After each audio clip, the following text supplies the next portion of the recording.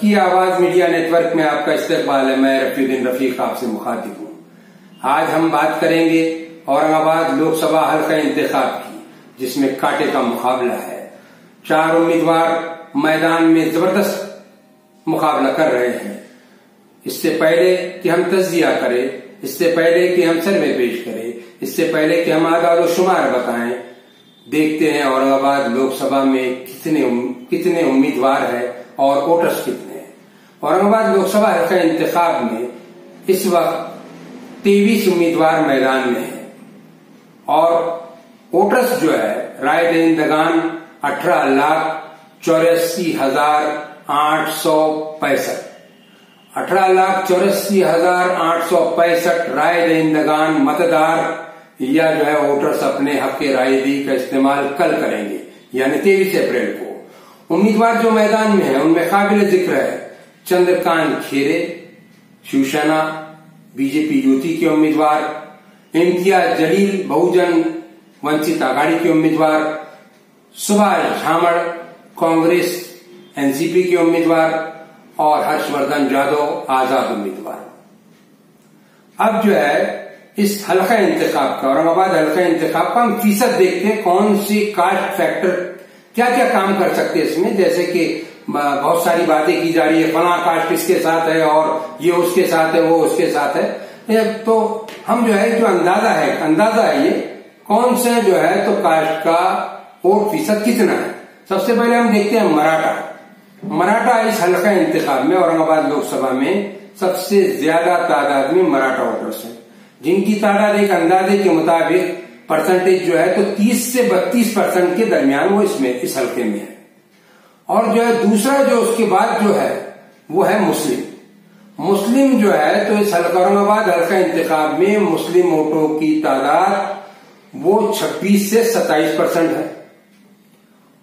SC schedule caste voters की तादाद, जिसमें नवबुद्धिस्ट, मातंग, रोहिदासी और वाल्मीकि समाज है, वो वोटर्स है कुछ 13% के करीब। उसके बाद एसटी जो है शेड्यूल ट्राइब्स, वो जो है उनकी वोटों की तादाद है 7%।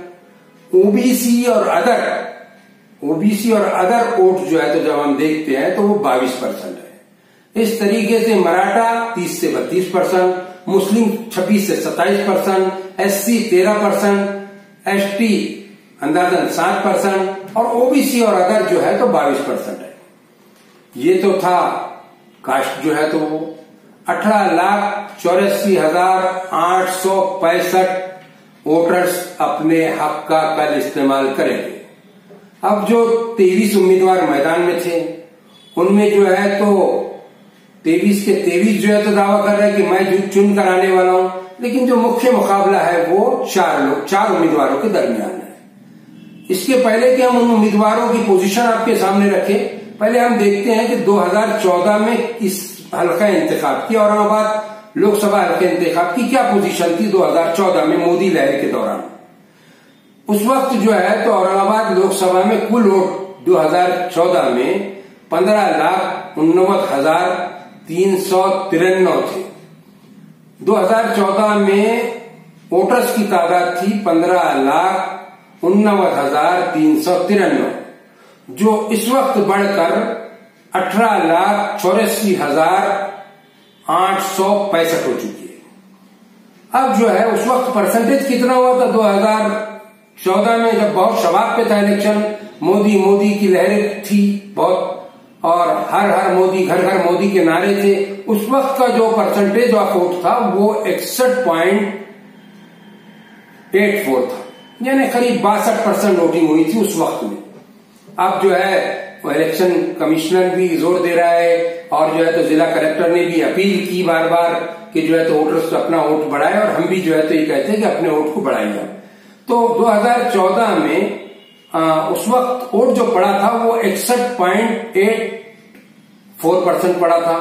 अब वो 15,89,393 में वोटर्स थे।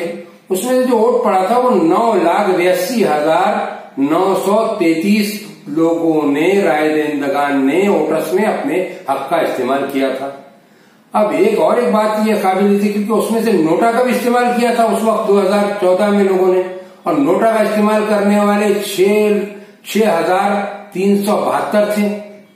उसके बाद जो है तो आजाद और अदर कैंडिडेट्स को 96,757 वोट मिले थे। और जो चुनकर आए थे चंद्रकांत खैरे, शिवसेना बीजेपी युति के उम्मीदवार थे और कैंडिडेट थे, वो जो है उन्होंने अपने मध्य मुकाबिल कांग्रेस के उम्मीदवार नितिन पाटिल को 1,62,000 वोटों के भारी फर्क से हराया था। खैरे को मिले थे 5,20,902 वोट मिले थे और नितिन पाटिल जो है उस वक्त 3,58,902 वोटों पर रुक गए थे। ये तो 2014 की पोजीशन हमने बता दी। उस वक्त चंद्रकांत खैरे चौथी बार चुनकर आए थे। चौथी बार जो है उन्होंने औरंगाबाद को जो शिवसेना बीजेपी का किला कहा जाता है उसको कायम रखा था। अब जो है तो अब मौजूदा सूरत हाल को हम देखते हैं कि इस वक्त क्या होने वाला है। ये तो राय वोटर्स के दिल में है कि क्या होने वाला है, लेकिन जैसे सर्वे आ रहे हैं, जैसे हमारे रिपोर्टर्स जो है तो हमको जो रिपोर्ट भेज रहे हैं और जो एनालिसिस करने वाले पंडित, सियासी पंडित जो कुछ बता रहे हैं उसके मुताबिक हमने जो है तो एक रिपोर्ट तैयार की जो इस तरीके से है कि भाई हर्षवर्धन यादव जो है एक मजबूत उम्मीदवार है इस वक्त, वो आजाद है और उनके बारे में कहा जा रहा है कि मराठा वोटर्स जो है तो उनके पीछे 100% है, लेकिन ये बात भी गलत है, कोई किसी के पीछे 100% नहीं होता है। एक बड़ी तादाद हो सकती है मराठा वोटर्स की। और जो है तो ये भी कहा जा रहा है कि उनका जो है तो उन्होंने मराठा आरक्षण के वक्त में अपना रिजाइन दिया था, वो मराठा क्रांति मोर्चे से जुड़े रहे थे और जो है तो वो बीजेपी के भी अंदर से वोट ले रहे, ये भी कहा जा रहा है क्योंकि वो राव साहेब दानवे के दामाद है। अब हर्षवर्धन यादव जो है, हर्षवर्धन यादव इसके पहले 2 बार जो है 3 बार वो जो है तो एमएलए रहे कन्नड़ विधानसभा से।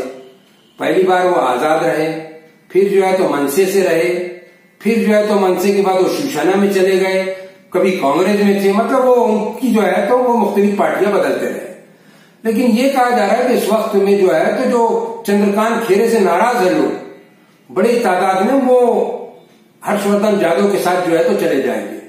और उन्होंने जो है तो इस बात का भी ऐलान किया कि भाई मैं चुनकर आने के बाद नरेंद्र मोदी को समर्थन करूंगा। तो ये कहा जा रहा है कि मोदी जो समर्थक है वो भी उनको वोट मिलेंगे, लेकिन उनको जो वोट मिलने वाले हैं उसमें सबसे बड़ा जो है तो जो वोटर्स है उनके, या जहां से उनको वोट मिल सकता है जिन्होंने उनकी हिमायत का ऐलान किया, वो है शांतिगिरी महाराज। एलोरा का जो मठ है, एलोरा का जो आश्रम है, उसकी जो है तो महानता है, उसके जो है तो चलाने वाले उसके गुरु है शांतिगिरी महाराज। भक्त बाबा जी का भक्त परिवार जो है, इसके पहले बाबा जी ने भी 2009 में इलेक्शन लड़ा था। उस वक्त उन्होंने 1,48,000 वोट हासिल किए थे और जो है इस बार में उनका समर्थन हर्षवर्धन यादव को है जो कि आजाद उम्मीदवार की हैसियत है। तो हर्षवर्धन यादव की ऑल ओवर पोजीशन मजबूत बताई जा रही है कि उनको मराठा के भी वोट मिल रहे हैं, उनको बीजेपी से की जो है तो जो नाराज है शिवसेना से वो भी वोट मिल रहे हैं, उनको बाबाजी भक्त परिवार के भी वोट मिल रहे हैं। कुछ लोग तो ये कह रहे हैं कि संघ का जो है तो संघ के वोट भी उनको मिल रहे हैं, संघ परिवार के। अब ये तो 23 अप्रैल को वोटिंग होंगी और 23 मई को पता चलेगा कि ये जो बातें थी ये सब सही थी कि हवाई थी। मगर बहरहाल मजबूत उम्मीदवार तो है हर्षवर्धन यादव, मुकाबले में भी ये बात तमाम जो है तो सियासी पंडित मान रहे हैं। उसके बाद इम्तियाज जलील की तरफ हम देखते हैं। इम्तियाज जलील MIM के MLA है और वो लोकसभा में मुकाबला कर रहे हैं वंचित बहुजन आघाड़ी की तरफ से। और जो है तो उनको उनके जो हामी और जो उनके चाहने वाले ये कह रहे हैं कि इम्तियाज जलील को मुसलमानों और दलितों के और फला वोट मिल रहे हैं और वंचित के वोट मिल रहे हैं और धनगर समाज के वोट मिल रहे हैं। ये तो जैसा कि मैंने हर्षवर्धन यादव के बारे में कहा, ये तो उम्मीदवारों के दिल में है और उम्मीदवार जो अपना, लेकिन ऑल ओवर जो पोजीशन है इम्तियाज जलील की ऐसी है कि मुस्लिम समाज का एक बड़ा हिस्से का वो वोट हासिल करने में कामयाब हो सकते हैं। ये जो है तो हमारे जानकार जो है बता रहे हैं कि और वो प्रकाश अंबेडकर की वजह से जो वंचित बहुजन आघाड़ी से उनका अलायंस है उसकी वजह से वो इम्तियाज जलील जो है बहुत वोट हासिल कर सकते हैं। ये साफ कह रहे हैं सियासी पंडित भी कि जो तो इम्तियाज जलील को एससी के पूरे धड़ों के वोट तो हासिल नहीं हो सकते, लेकिन वो जो है प्रकाश अम्बेडकर के हवारियों के और उनके चाहने वालों के और जो है मुस्लिम वोट बड़ी तादाद में हासिल करते हैं। और मुकाबले में तो है बड़ा मुकाबला, और ये सारी जो फैक्टर्स जमा हुए उन्होंने मुकाबले को सख्त बना दिया। तो इम्तियाज जलील ने भी बड़ा जोर लगाया, प्रकाश अम्बेडकर ने उनके लिए सभा की, उसके बाद में असदुद्दीन अवैसी जो है तो शहर में गली गली घूमे फिरे, उनसे वोट हासिल किया, उनके लिए वोट हासिल करने की अपील की लोगों से। और जो है तो एक ड्रामाई मोड़ उस वक्त आया एमआईएम में कि जब जो एमआईएम से नाराज और एमआईएम से निकाले गए जावेद कुरैशी जो यहाँ पर एमआईएम को जिन्होंने औरंगाबाद में कायम किया था, उनको असदुद्दीन अवैसी अपने पाले में ले आए और जो है तो इम्तियाज जलील की हिमायत में अपने खैमे में उनको जो है असदुद्दीन अवैसी ने जावेद कुरैशी को जो है तो दाखिल करा लिया। और ये बहुत सारी चीजें हैं इसमें। तो इम्तियाज जलील भी एक मुकाबले में माने जा रहे हैं कि वो उनका भी मुकाबला है, वो मुकाबले से आउट नहीं है क्योंकि वंचित बहुजन के उम्मीदवार है वो, तो जाहिर बात है वो भी मुकाबले में। उसके बाद जो है चंद्रकांत खेरे 4 बार के जो है एमपी, 5वीं बार अपनी किस्मत आजमा रहे हैं। औरंगाबाद का जो है तो जो शिवसेना का गढ़ कहा जाता है उसमें जो है ये बात हकीकत है कि शिवसेना के जो वोटर्स है वो जो है हमेशा वोट अपने उम्मीदवार को देते हैं, जबकि चंद्रकांत खेरे को कमजोर बताया जा रहा था, नाराजगी बताई जा रही थी, एंटी कॉमेंसी बताई जा रही है। लेकिन ये तो आने वाला वक्त बताया, मगर खेरे भी मैदान में बहुत सख्ती के साथ जो है तो और जो है तो बड़ी मजबूती के साथ जो है, सख्ती तो नहीं कहेंगे, मजबूती के साथ वो जमे हुए। और जो है उद्धव ठाकरे ने उनके लिए जो है तो सभा की सांस्कृतिक मंडल मैदान पर। उसके बाद महाराष्ट्र के मुख्यमंत्री देवेंद्र फडणवीस और जो है तो बीजेपी के मुस्लिम चेहरा, वाहिद मुस्लिम चेहरा जो है या मजबूत मुस्लिम कायद बीजेपी में शाहनवाज हुसैन, उन्होंने भी जो है तो वोट मांगे चंद्रकांत खेरे के हक में। तो चंद्रकांत खेरे और जो बीजेपी और शिवसेना के लोगों को मुत्तहद करने की कोशिश जारी है। और ये कहा जा रहा है कि शिवसेना प्रमुख ने भी बड़ा जो है तो अपने वर्कर्स को से कहा कि वो मुत्तहद होकर खेरे के साथ रहें। तो जो नाराजगी की बातें चल रही थी खेरे के बारे में वो किसी हद तक गलत महसूस हो रही है। ये तो दिल का हाल जो है तो कोई बता नहीं सकता। मगर खेरे के मुकाबले में चौथे जो उम्मीदवार मुकाबले में है वो कांग्रेस के सुभाष झामड़ है। बड़ी नाराजगियों के बाद टिकट जो है तो फाइनल हुआ था झामड़ का।